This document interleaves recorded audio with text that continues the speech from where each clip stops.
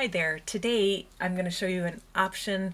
Instead of doing the standard value scale on a strip like that, this might be a little bit more interesting way to do the same project. So you'll have the choice between doing the standard value scale or just kind of inventing one out of your mind and applying it to a cube form that we draw. So you're not having to set up a real cube in life. This is just going to be constructed out of your imagination. So this is one of the few situations where I'll let you just sort of make up your own shapes in order to apply the principle of the value scale to a three-dimensional form.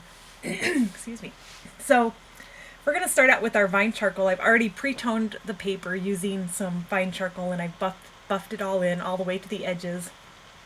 And then I'm just going to kind of make up the scene. So I'm going to put in a really simple eye level line that represents sort of the edge of a table so that we can get another value up here that's different from the value that's hitting the tabletop. And then I'm going to just draw a really kind of flattened diamond shape to kind of represent the top of this box. I'm, roughly thinking about these two lines leading to one vanishing point, these two heading off in the other direction, but I'm not worried much more than that about just kind of giving some basic ideas. So your sketch can be as simple as that. There's probably a little too much convergence on this side, so anyway, it's not that critical that any of this is very accurate because I won't be grading the accuracy of the angles. It's just strictly a way to break the design into 7 or 8 different areas so that you can apply a different value to each shape. And then I'm going to even pretend that there's a cast shadow coming off of here. So I'm kind of thinking about this line and this line and this line and this line all roughly heading in the same direction, but this is close enough for our purposes. This is vine charcoal, so it's really important that you're not using your compressed charcoal for these initial lines because we need to be able to get rid of them eventually and have just one shape against another shape. So these are just temporary lines. I'm drawing them very lightly just to have a rough idea of where to start doing the erasing and the adding more charcoal. So this is fine. So in my imaginary world here, I'm imagining that the light's coming a little bit from behind. I'm going to make this tone my lightest tone, as if the light's pretty directly above the block but slightly behind it so that we get a cast shadow. And then this side I'm imagining maybe gets a little bit of raking light where it's not in full shadow but it's not getting as much direct light as the top plane is, so this will be my second value. In fact, I might just kind of diagram it out lightly so I can kind of keep it straight in my head what's going to be what.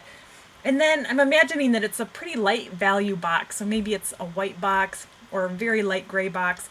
So even in the deepest shadows, it's not going to be super dark here, but it should be darker than the area that's getting a little bit of raking light.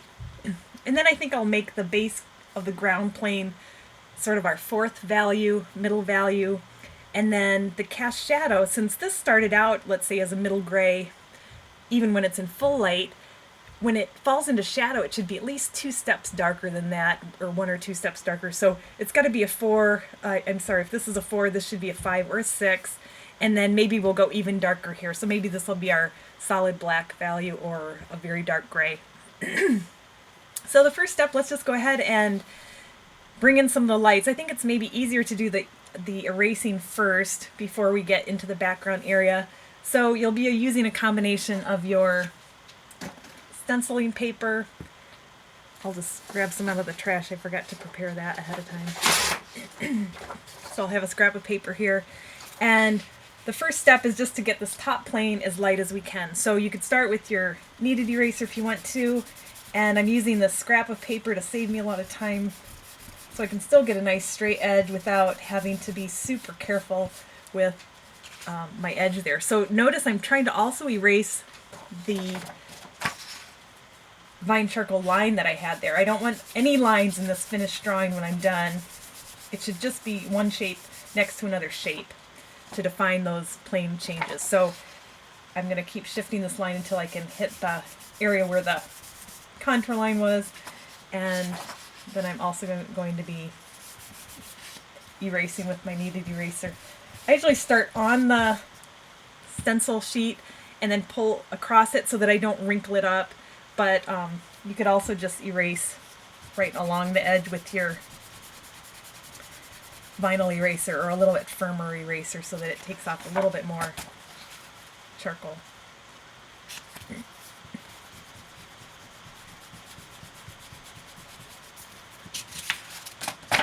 And the front edge here.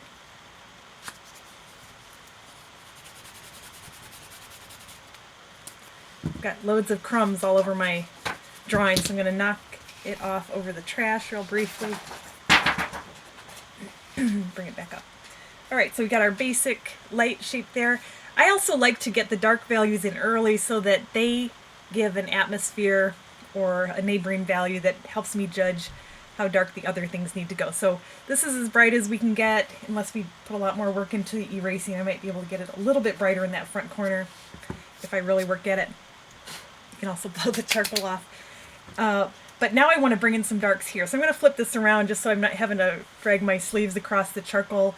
And what we're going to be doing is using our compressed charcoal. I like the rectangular ones for this purpose, but if you have a round one, that can work too. You just have to be a little bit more careful that you've primed it by rubbing off the varnish so that you can get a nice even shape there. And I'm not going to be using the end of the charcoal. I don't want to add any lines because remember that compressed charcoal is really hard to blend in once you've got lines there. So we're thinking more about shapes of value that we're putting in there. And I'm going to be laying it on the side and pressing a little bit harder with my first finger than I am with the fingers that are holding the back end of the charcoal. So bear down quite hard. Notice that I'm not drawing a line. I'm trying to build in a shape. And this whole background area doesn't need to be solid black, but I want it very dark, right where this light plane is going to be. So if you want, you can press really hard when you're again, I'm pressing harder at this end of the charcoal than I am on the back end, and I'm trying not to blend or blur the shape that I've already drawn. Try to be as precise as you can there.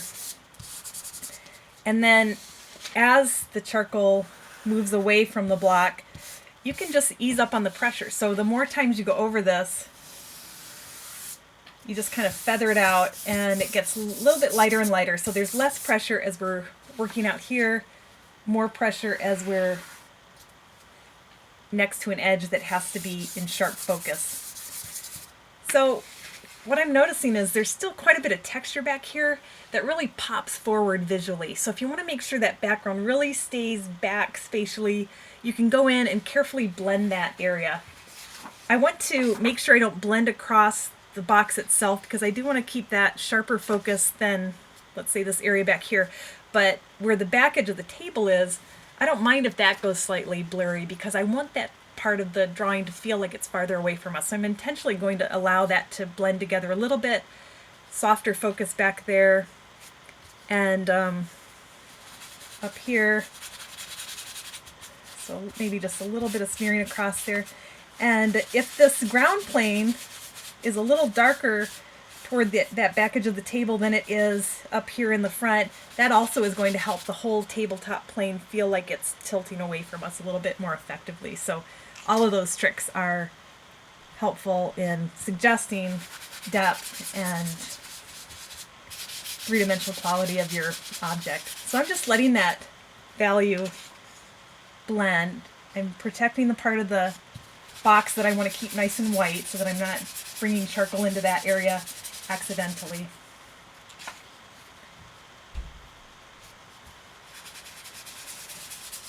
And on this side also, I'll allow a little bit of that charcoal. So I'm barely touching this here. I'm just taking some of the charcoal that's already on my tissue and just allowing it to go across that part of the table. So and I want it to be almost imperceptible where those values between here and here transition. So you just want a nice gentle blend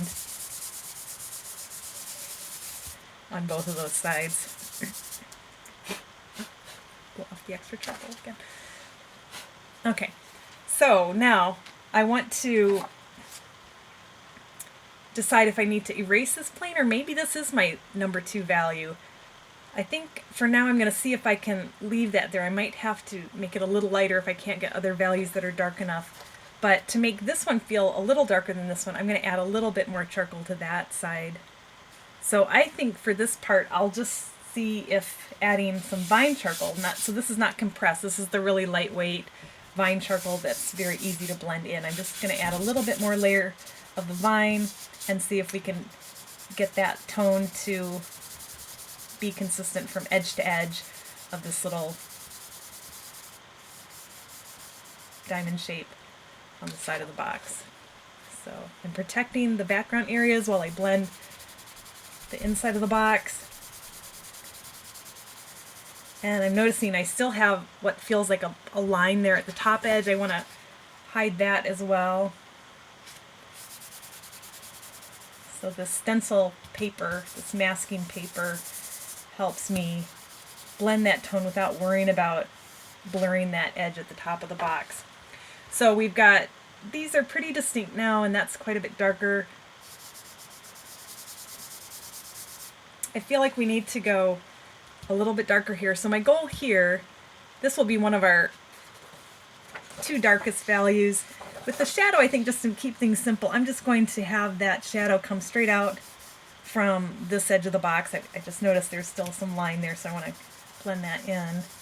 But the shadow I'll just carry over from there. And I want it pretty dark because it has to be a couple steps darker than the tabletop value. So I'll use a little bit of compress and maybe a little bit of vine to just kind of help blend it in.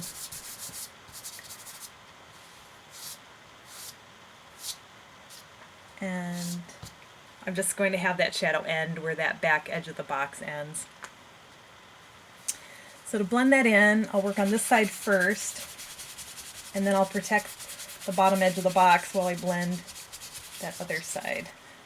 So that gives us a pretty crisp shape there. Protect the box while I bring the shadow right up to the bottom edge of it. And it's a little bit lighter here, so I'm going to add a tiny bit more charcoal, that top edge.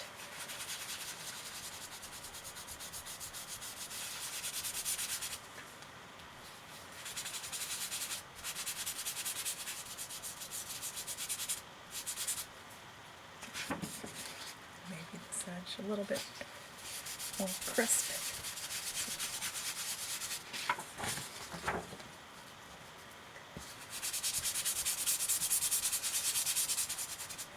So I still am trying to make each tone pretty even from edge to edge, so they're not splotchy.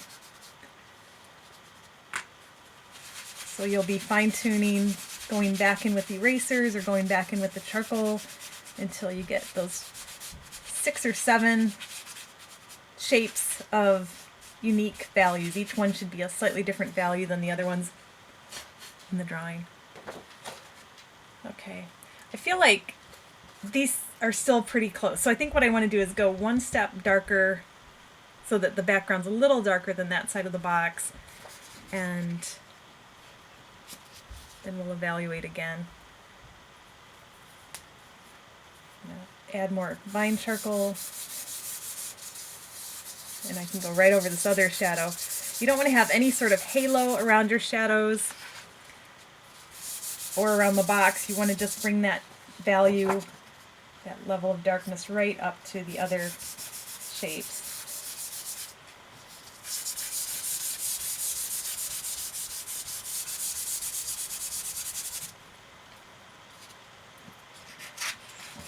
So I want to protect my second lightest value from getting extra graphite or charcoal onto it.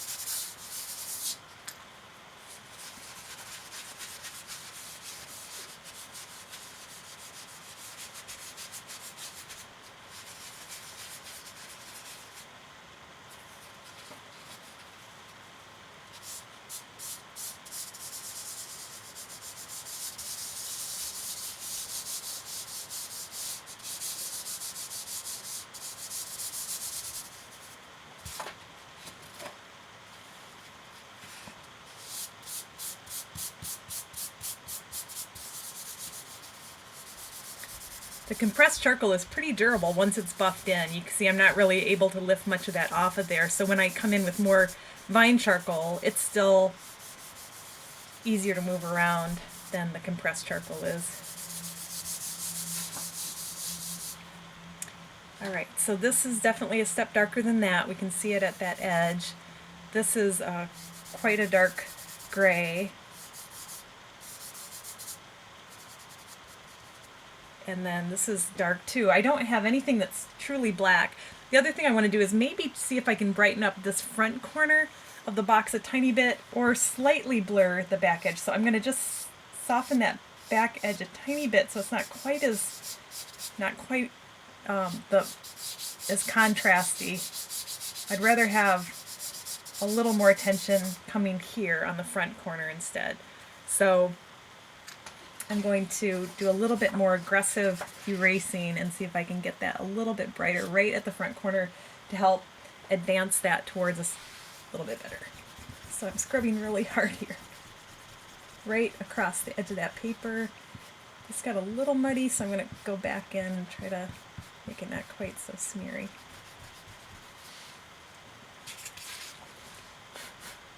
And then this edge also got smeared a little bit, so I will try to clean that up also.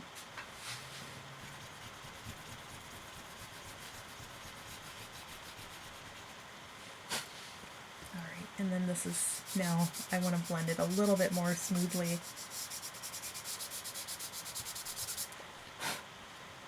So the kneaded eraser is the one that's more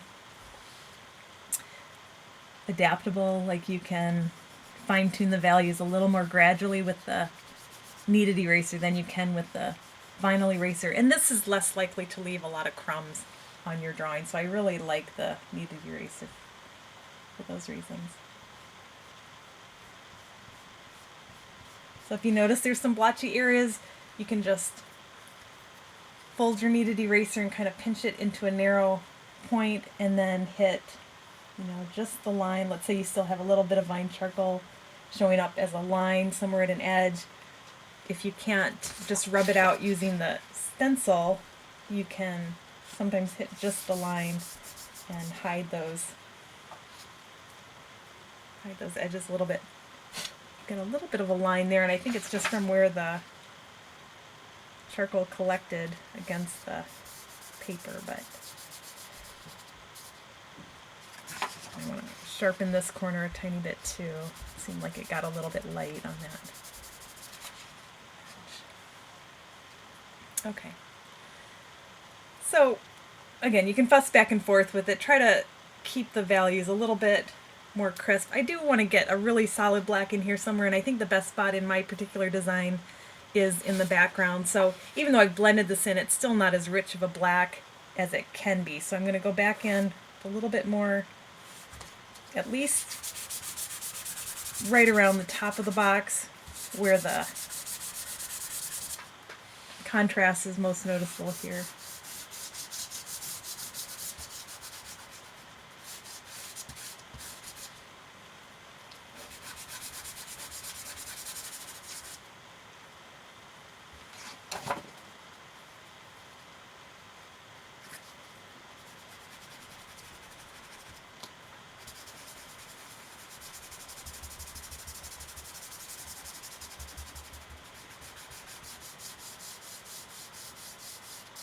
I do want this slightly blurry, not super out of focus, but not drawing too much attention to itself.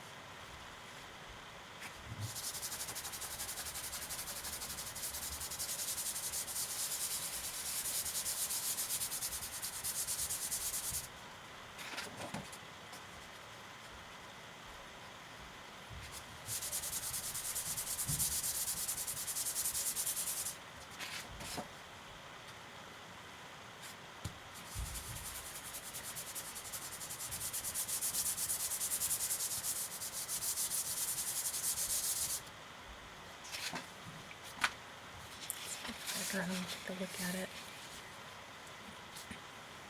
All right. So possibly going a little bit lighter on this one, I think, just to bring it out from the ground plane a little bit more.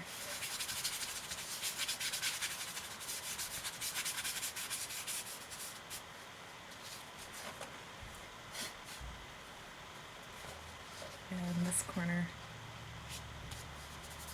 a little bit more.